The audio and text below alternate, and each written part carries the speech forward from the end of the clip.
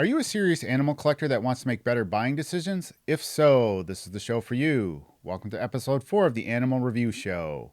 Today, we are going to review the Anaconda. We have 3 different figures to look at today. So before we jump into it, what features are you going to look for to determine which one is the most scientifically accurate? Right now, there are 3 known species of anaconda, but there are sort of 2 main groups. There's the yellow anaconda, and then there's the green anaconda. The green anaconda is what most folks think of when they think of an anaconda. I'm going to be looking for the color pattern. They've got this really distinct patterns. They've got that characteristic sort of orange stripe behind their eyes. I'm going to be looking for the stance, things that are true to life rather than true to media, which, those 2 things are very different with my friend the anaconda. Which figure would you like to get started with?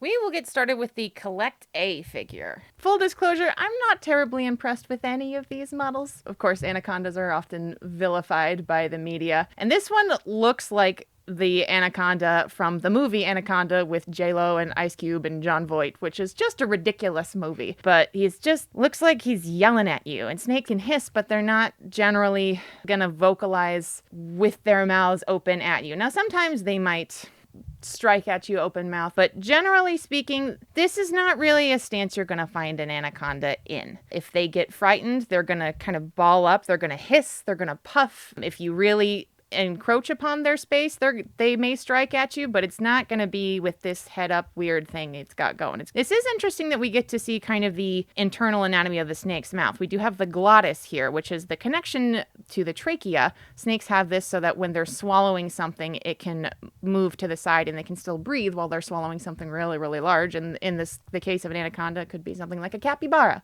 We do have that sort of characteristic orange stripe behind the eye here. Got these yellow dots and the kind of the characteristic scale pattern. So it's immediately recognizable as an anaconda. It's just not really something that you'd necessarily find an anaconda doing. This is not really a typical stance for these animals. It's something more informed by, I think, public perception than by science. Okay, Katie, maybe the next one will be better. Let's take a look at the Safari LTD Anaconda.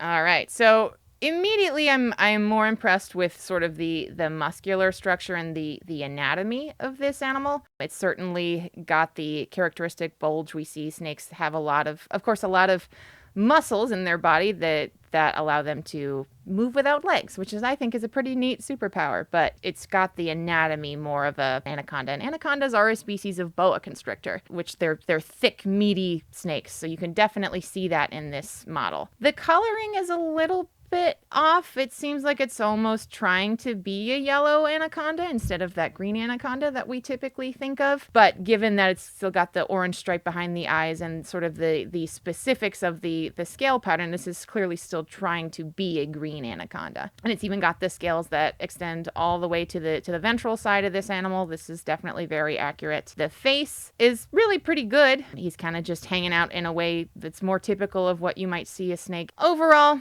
this is definitely leaps and bounds ahead of the last one, so we'll take it.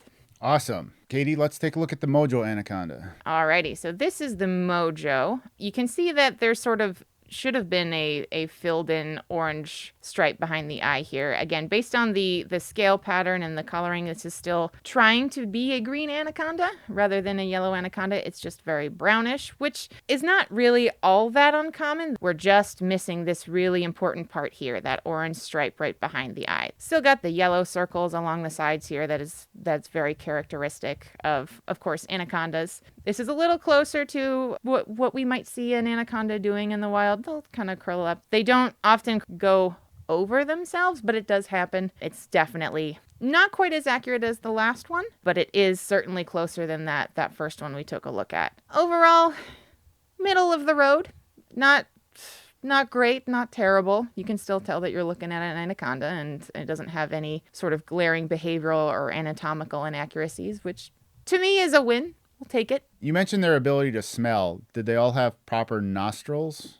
They do have nostrils, but that is not how they smell. Snakes, of course, we all know snakes have that forked tongue, right? It's not to make them look scary. It's just for the same reason that we have 2 nostrils or 2 ears.